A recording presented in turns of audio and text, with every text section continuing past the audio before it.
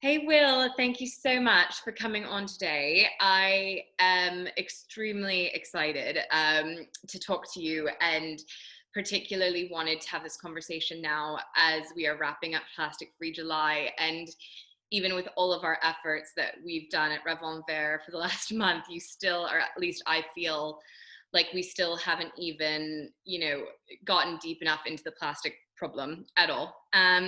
So I'm excited to be talking to you, not just about the issues that are really important that we all understand, but also the really proactive solutions and business that you've created around this idea of helping solve the plastic problem.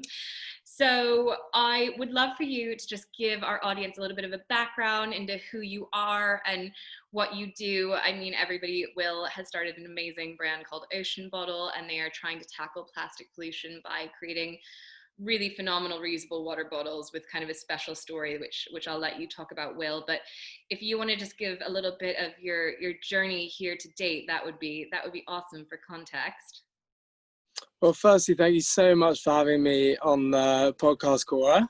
It's amazing to be here, and also in this really important month, with Plastic Free July. So yeah, to give a little bit of context about me. So I'm Will Pearson. I typically live in London, which is actually a bit strange because I love the ocean. So it couldn't really be further from it there, I think. And I'm also one of the co-founders of Ocean Bottle. So we, and if you haven't heard about us, don't worry. We're pretty fresh to the world, I think it's fair to say. But yeah, what we do is we make super impactful reusable bottles that help stop plastic from going into the ocean. So each of our bottles funds collection equivalent to 1,000 plastic bottles, which is 11.4 kilograms of plastic to be accurate. And we also have a smart chip in each bottle, which means that in the future, as an owner of an Ocean Bottle, you'll be able to take your bottle, scan and refill at partner locations, and fund more plastic collection for free. So that's kind of, that's what we're building. But it's great to be on this awesome podcast. Well, I mean, we're thrilled to have you. And I feel like one of the big questions I want to ask first and foremost is a little bit about your journey. And I know that you spent, you can speak to this really firsthand because you spent a year in the Indian Ocean where you got to see what is happening. And I think a lot of our listeners probably are in cities. And I think that we might walk around, I'll walk around my part of London and I will see plastic pollution on the streets and whatnot. But I think there is something very visceral about spending time near the ocean and seeing really where these things end up. So can you sort of walk us through that journey a little bit? Yeah, absolutely. Would love to do that. And I think, we might as well also just touch upon Plastic Free July quickly as well. And, I think, to be totally honest, I have still not been able to do a totally plastic free July. I think it's which I think says so much about the problem, that you can cut down your plastic consumption, you can go plastic free, but you have to be very, very, very dedicated in order to do so. And I think that says it all. But yeah, in terms of sort of how I got into the space of plastic pollution, I think it all started probably in the ocean realm. I think it actually started with boat trips with my granddad. So we'd go sailing up the Norwegian coast. I was really fortunate to be able to do that at a young age. You not only spend time with granddad, but also get this like connection with the sea. And I think so many people haven't even seen the ocean. To actually see it and experience it creates a strong bond. Then I think there's a big part of the journey for me has been an interest in the environment, and that started at a geography class at high school way back when, learning about people and planet and the intercept, and how people continue to disregard the planet that we live on, and all the problems we have to solve under the Sustainable Development Goals. And this wasn't actually that long ago. But then with plastic, it's been a bit of a journey for me, because it all started with my friend who actually was studying marine biology, and he was studying microplastics. And he would not stop talking about microplastics. And to begin with, I actually didn't believe him. I didn't believe that the problem, you know, such a small thing as microplastics could be such a severe problem. So that kind of began to trickle in. And then I decided to spend a year as a deckhand in the Indian Ocean. And I'd always had this dream of going to work at sea, being on a boat, like spending time out there. And I really saw a lot of pollution firsthand. You know, we arrived in the Maldives. Burning in the distance is this island called Tilafushi, where they basically just collect up all the plastic from all the resorts, and also everyone that lives there, and they just burn it, and it drifts off into the ocean, and you've got this huge problem. So that really, I think, kicked that off. And then finally, the final straw for me, I think, was going to Colombia and just seeing rivers just choking with plastic waste. And I couldn't help but think, as soon as the rainy season comes, all of this plastic that's just lying here is just going to flood into the ocean. So I started to, you know, read up on how much plastic is going into the ocean, where's it going, how can we stop it? And that, for me, was like, you know, what could we do to stop plastic going into the ocean? So that was kind of the beginning of the genesis, I think. I think, you know, and I feel like it's really interesting because I've got friends who are now going on, you know, holiday resorts, and there's this real, like, kind of weird thing that's going on where you've got these luxury hotels, these luxury seaside resorts, and all of a sudden plastic is starting to kind of wash up on shore. And if you are at like a luxury place, I've been seeing that they'll send out people early in the morning to clear up all the plastic debris on that like one part of, you know, the beach, and then send it somewhere else. And like that, to me, really sort of brings a lot, it like personifies the issue, is that, like, as you know, rich people or richer people, we think that we can just throw this away, hopefully recycle it, hope for the best, and that's not what's happening in reality, because this waste is going somewhere, and it's probably inordinately affecting developing countries, people that live there, people that don't know how to recycle it properly. And I feel like that's something that you've been talking a lot about recently, with the lack of funding that's been happening for plastic pollution during COVID, and how that sort of disrupted things. So in terms of where this plastic is ending up and who that's affecting most, can you speak a little bit to that side of things? Yeah, I think it's such a good point, and I think it touches upon the out of sight, out of mind. You know, I was an ignorant consumer, like literally not that long ago. You know, I used to chuck back smart water bottles because I thought it was smart, and then you figure out it isn't. And I think that there's a huge problem there, where the ocean, for example, has been the world's like dumping truck for decades, and it hasn't yet come back to haunt us. But now it is, and it's coming back to haunt us in a really big way. And I think what a lot of people don't realize is exactly how much plastic pours into the ocean each day. You know, it's 22 million kilograms a day, which is now over a garbage truck a minute. Plastic production is set to quadruple from today by 2040, so literally in the next 2 decades. And worse than that, ocean plastic is expected to double already by 2030. So despite everything we're doing to ban the straw, use less plastic bottles, reduce our consumption, all the awareness that's happening, it still isn't having a real profound impact on the issue. So basically, we've got a really long way to go, but we can definitely get there if we do the right things. I suppose just quickly on what the right things are, if you want me to talk about that.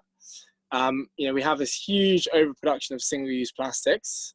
So 40% of all plastic is single-use, and we need to basically stop that production. I mean, we're wrapping salads in a material that lasts for 400 years. Why would you do that? Just this morning, I read about a new company from Australia called Great Wrap.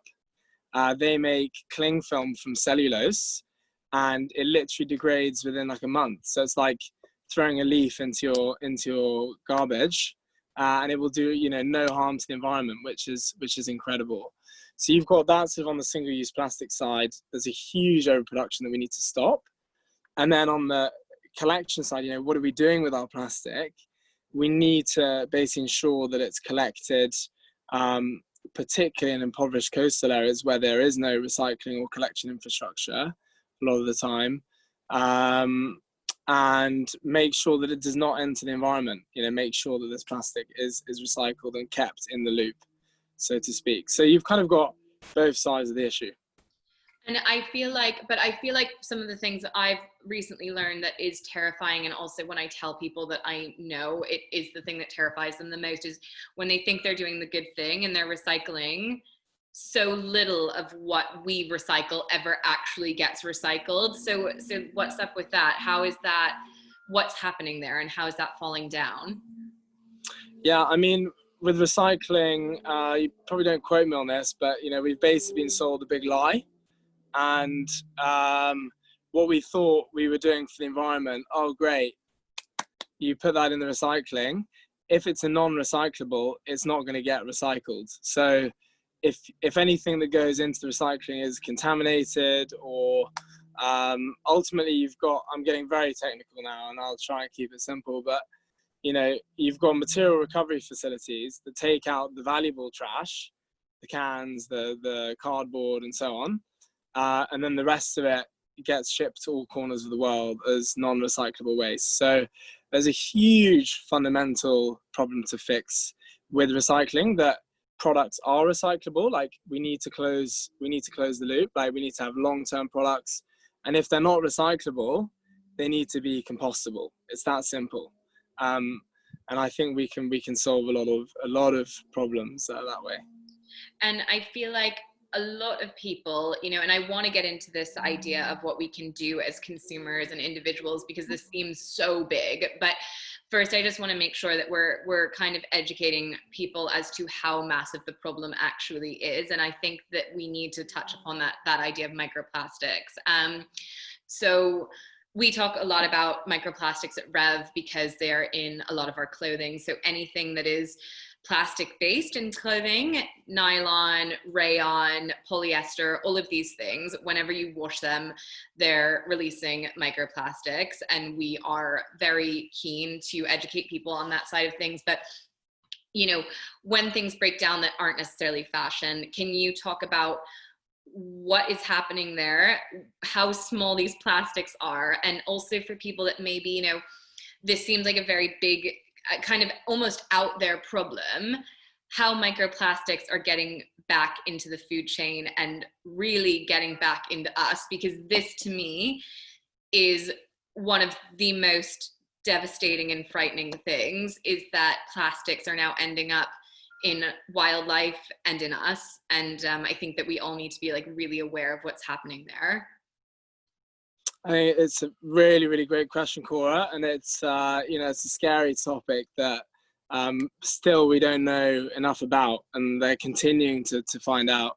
You know, we now have found microplastics in places that we wouldn't possibly imagine, including the deepest trenches of the ocean, the Mariana Trench. But also, I think, yeah, you know, you talk about fashion. And that's a major source of microplastics, and I think it's so important that we do a lot about it. There's also food and drink, and a lot of people don't realize it, but actually bottled water, all plastic bottled water from major drinks producers have traces of microplastics. So anywhere where either it's there's microplastics present in the product or has potential to go into your food or drink, or also in the air. You know, they've discovered microplastic now in the air. You can kind of imagine it as like dust that settles on your shelves, right? It's that small, so it can basically get anywhere. And the reason, you know, you might not think it's such a problem. The reason that microplastics are an issue is that they're a porous material. So they're like a sponge, right? So they basically absorb toxins. and then they release those toxins when they enter your body, or they're heated up. Like, you know, if you had a plastic bottle of water that you left out in the sun, those toxins might actually be released into your water. So it's really an issue in both fashion, but also single-use plastics of applications that we want to avoid it. And also, I mean, if it's going into, I mean, I read an extremely terrifying article that, you know, microplastics are now in our rain. Like, I mean, like, they're that prevalent that they're everywhere. And so what is this, like, what's happening? Because you know, all these things that we've been told are good for us. So, you know, I was talking to you earlier, you know, growing up in the States, it was like, drink 8 bottles of water a day, preferably, you know, from Evian or these big things, and preferably in bottles because that's more, you know, hygienic or what have you. But then you start thinking about, you know, another thing that we've been told is so good for us in our health is eating lots of fish, you know, like really good protein, lean fats, things like that. But I read an article that there is now not a single fish in the ocean that won't have traces of microplastics in it. So inherently, whenever you're eating fish, you're likely consuming, even if it's a small dosage, plastic. Yeah. So I think, so that we don't get too doom and gloom, because it's quite easy that we just jump off the cliff here, isn't it? I mean, it's quite a scary topic. I think, yeah, microplastic is everywhere now, and it's still not there in very big concentrations. So, you know, there are way worse things that are out there. But what we can do now is we've got an opportunity to stop it from getting worse, because the way we're heading right now, it's going to get worse. So I think that's sort of the positive thing, is that we can actually, you know, continue to reduce it. And plastic does sink. So plastic, only 1% of plastic actually floats on the surface. The rest sinks to the bottom. You know, in the air, it does settle like dust. It's sort of it. But if we continue to increase the amounts of it, that's when we'll see some real issues, I think, just to keep it on a positive note. But yeah, who would have ever thought that we'd read that there's microplastic in our rain? You know, it's terrifying, I think. So let's have that as a takeaway. It really says it all, I think. We're on a plastic planet. Yeah, and I think that, you know, again, we don't want people to feel, I think this is one of those topics that you can literally walk away from being like, oh my God. But I think, what do you feel like the consumer responsibility is versus the legislation and governmental issue here? Because, I mean, with the best will in the world, it's very hard to educate all 7 billion people on the planet about these really, really horrible things and the importance of this. And, you know, if somebody is offered a plastic shopping bag when they go, or, you know, they go into a major supermarket and literally every single thing that they're going to buy is wrapped in plastic, like, it's very hard for that to almost come down to a consumer level of control. So where do you think we need to draw the line between what's our responsibility and where we need to look to our elected officials? And also, I guess this is a two-pronged question, because then how do we get our elected officials to care about something like plastic pollution when, you know, in 2020 alone, I can think of severely large other political issues people are dealing with now. So, you know, where should we toe that line, do you think, in terms of like who's responsible for solving this? It's probably one of my favorite questions, actually. And yeah, I think the consumer has a massive amount of power, more than we could possibly imagine, both with how we influence the people around us, how we influence the companies that we buy things from, and how we influence the governments that we vote for, right? Look at Greta Thunberg's movement and the incredible things that she's done. So I actually like to think of it as like an Oreo. So the bottom layer is like consumers, just your average person, average Joe. And then the middle layer is actually companies, and then the top layer is the government. Legislation is super important, because we can't, you know, like you alluded to, we can't just sit and wait for everyone to take action and everyone to become a perfect citizen, because I'm not a perfect citizen, even though I'm hugely aware of all the problems that we face. And I'm sure that applies to a lot of people in the environmental movement. But at the same time, if you look at consumers, we have a huge ability to affect change on not just directly through our own impact and those around us, but also the companies that we work for, companies that we buy from, and the governments that we vote from. So it's like an all-in-one. And ultimately, I think we need to push for legislation and better products and less consumerism. So that's a really interesting thing that you touched upon, because this is one of my biggest pet peeves when it comes to plastic, is the amount of people I see in my, when I used to go to yoga classes in person. I don't anymore, obviously. But say running around the park, I have noticed in the times of COVID particularly, I mean, just the amount of increases I've seen. And also, you think like for people like you and I, maybe that this is self-evident. Like I haven't bought a plastic water bottle in like 4 years probably, and like maybe once or twice because it was like a dire emergency, but I see people all the time, and they're doing this thing that I don't think they're not bad people, but how do you start broaching this subject? Because really, I always like joke about this with my husband. I'm always like, when we're walking in the park or something, I'm like, if I went up to that person and just said, look, I will give you an ocean bottle, like I will give you a reusable water bottle if you just stop using this, like, would people be pissed at me? Would they like respond well to that? Like, how do we talk to our fellow man about getting on board with this? Because it's so heartbreaking to see something that could so easily, it's like, yeah, if you walk into the supermarket and everything's in plastic, that's a bigger fight. You've got to stop shopping there. You've got to write letters. Like that's a fight. But just talking to your common man, or even like your friends, how do you broach this in a way where you're not being condescending or speaking down to someone, but you genuinely want them to make positive changes because it reflects well on all of us to be more conscious people? I love how you spoke about, going up to that person as well and just like taking the plastic out of their hands. I've seen so many memes with people like throwing plastic out of their hands, but yeah, it's probably not the way to do things, is it?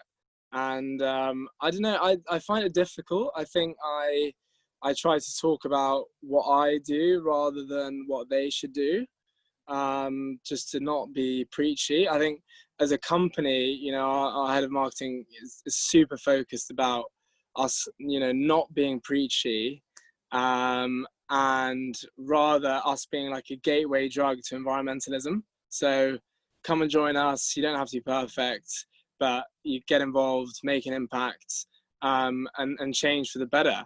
We had this conversation earlier around one of the things we're doing is, obviously, if you bring your bottle somewhere, like your gym, and you scan into your gym, this is like future, you'll fund plastic collection. So encouraging people to actually bring their bottle or their co-working space. Not everyone brings a bottle with them to their co-working space. You could sign into your co-working space with the bottle, but not everyone brings it with them at all times. But perhaps by incentivizing people to do it, by offering them impact, they actually will. So yeah, I think firstly it's sort of not being too preachy, but at the same time we have to act super quickly to solve all these massive problems. So we've got to be quick about it also. So no, it's difficult. And I feel like, so for people that are listening right now and they're thinking, okay, so maybe I've got my reusable water bottle, or if not, I'm going to go out and get one immediately, hopefully. But, kind of your top tips for people that are trying to be more conscientious and, maybe can't overhaul their entire lifestyles, but just, some rapid fire things that you're like, literally anyone can do this to be making a really big impact. Yeah, absolutely. So obviously, shock number one is bring a BYOB, bring a bottle. It's actually so easy once you get used to it. Then the same goes for coffee cups. I actually drink coffee from my bottle every day because you can, take it apart. And I think you were having an iced latte the other day, right, Cora? So and you can kind of, so for your beverage, like for your beverage needs, you want that to be solved and basically plastic free. Wait, hang on, Will, I just want to interrupt you really quickly. Why, because people might not know this, why are coffee cups a plastic polluter as well? Like why do we want to avoid coffee cups? Yeah, so you'll basically, so a lot of coffee cups have got a plastic lining on the inside, which is like an invisible enemy, and basically means that you can't recycle that.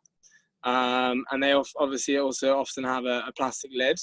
But now, if you do look out for compostable cups, you do have that as well. But it's best just not to create any waste. So if you can go, even if it's plastic free, if you can avoid like using paper and cups and stuff, that's great as well, because we just need to cut down on consumption in general. I would say, yeah, number 2 would probably be, bring your lunch, or make sure that you go somewhere that doesn't wrap your lunch in plastic. Thirdly, I'd actually say stop buying less, buy less junk presents. People buy so much rubbish for Christmas that people don't want, people don't need. Get them an experience, go do something great rather than just more trash. Yeah, and I think, the list goes on, right? I mean, what would be your other top tips? I would say, I think something that we're so guilty of is like you go and you pick up a couple things at the grocery store or whatnot, and you forget a bag, and it just seems easy to have a plastic bag, like always have something if you're a girl in your purse, or, if you're a guy, just try to be conscientious of that. Because I think a lot of people just fall down by going to the store and, grabbing a couple of things, and also using your voice, like making a point. Like I do this and I'm probably really annoying, but if I'm in a queue at a store where I see other people getting plastic bags, like I'll make a point to like quite loudly say like, no, thank you. I'm trying not to use plastic. And hoping that people sort of like pick up on that. And, it's the same with like straws or anything. If you're out, at a restaurant or a group of people and you are the person that's like, no, thank you, I really don't want to have a plastic straw, so please just make sure that you don't give me one. If you're at a table of 6 people and you're the one that's preempted saying, I don't want a straw, everybody else at the table is going to go, neither, so it's just, I think people don't often think that they can make a difference with those small things. But I've noticed that like 9 times out of 10, just by being vocal about it, it at the very least gets people thinking about it, and trying to set a good example and be a good example versus just, kind of sitting back and hoping somebody else is going to say something or solve the problem for us. Yeah, I mean, I basically had a huge argument with someone. It was like it was at a sort of cafe restaurant, and they refused to fill my bottle. This was in Austria. And, basically because they wanted to sell me a plastic bottle, and they said to go refill it in the toilet. It's just, I could not believe it. I was furious. I think we need more refill points. We're working on that. So, and I like, I'm so glad you mentioned bringing a bag. I always just have a tote bag like shoved into my bag that you can just pull out. It's so easy. There's loads of easy stuff, and I agree with you. I think if you raise your hand first and make a stand, other people get involved and other people follow you. So I'm totally on board. And I think also like we live in Hackney, and we're really lucky because there's a lot of zero waste stores around and more opening, which is really great. But I think like in London, almost anywhere you live now, you would be able to find something. So I work it into my weekend now to just carve out time to go to the zero waste store, because things you don't even realize, like, getting salt refills, like if you're getting sea salt, it's a cardboard box, but then it's a big plastic sack inside, so finding your local zero waste store, or going out of your way to do like a big bulk buy, even if it's just once a month, like there are solutions. You do just have to put in a little bit more of the effort. But when it comes to putting in a little bit more of the effort versus microplastics in our bodies, in our rains, in our waterways, I mean, it's really not that big of a thing to do on our side, I think, as individuals. Yeah, and it wasn't that long ago that you'd go to the shop and fill up your box, right, with flour or whatever your essentials were. And I think we've become so accustomed to that throwaway culture that everything is linear. We can't live like that anymore. So I think, yeah, living, as circular as possible is a great impact.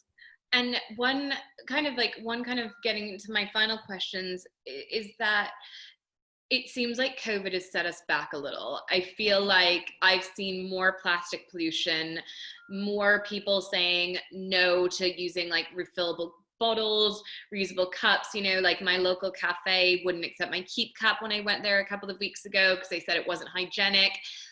Do you think, because there is my mother-in-law is a nurse, for instance, and plastics have a great place in the medical profession because it allows sort of like easy, really hygienic, relatively cheap protective equipment, and I feel like I've been really torn throughout COVID, and Lauren Singer of Package Free Shop did an amazing sort of post on this. And I know Lauren and I know how committed and how genuine she is, but she was like, I've had to sort of negate some of my beliefs in this time because I haven't been able to be as plastic free as I'd like to because COVID has prevented me from doing those things, or it wasn't hygienic enough. So do you think COVID has set us back? And how do you feel about this as like an individual? Do you think it's more important to be safe from a horrible virus, or that the environmental costs outweigh all of these maybe sort of extraordinary measures we're taking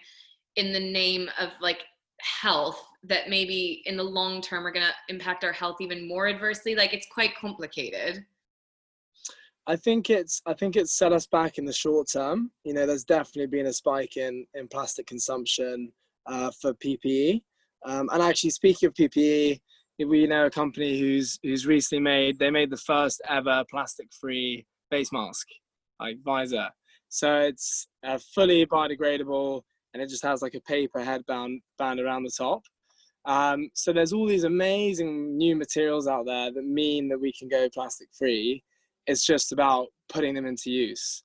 So I think, but yeah, ultimately, yes, it's set us back in the short term, but I think long term, this increased awareness that people have about the environment, that they can hear birdsong, that whales are coming back to places they've never been, that the Venice Canal has been clear for the first time, and actually coming out of this opportunity for a Green New Deal is super exciting.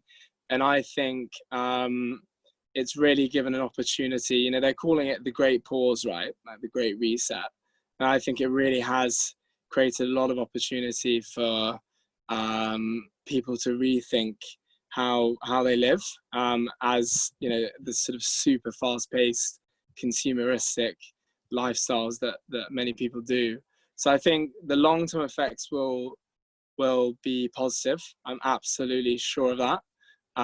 We just need to make sure it happens. Yeah. So yeah, I actually add to my list of things that you can do is that everyone has got to vote. I mean, obviously I'm American, we have an election coming up, but I think that I think that it's just so incredibly important that we are looking at officials who are like, I would never vote for somebody now that wasn't talking about climate change, wasn't talking about the environment, wasn't talking about inclusion in policy, stuff like that. And we have got to start getting people empowered to really make these choices. And like my husband last election, like he voted for the Green Party because he was like, well, I just I know they're not going to win, but I want to put my voice to what my beliefs are. And if a lot of more people were doing that, like we'd actually probably see some like really powerful change. So I really hope you're right. And I think it kind of leads me on really nicely to my last question. And I kind of ask everybody this, but since starting Ocean Bottle and your journey,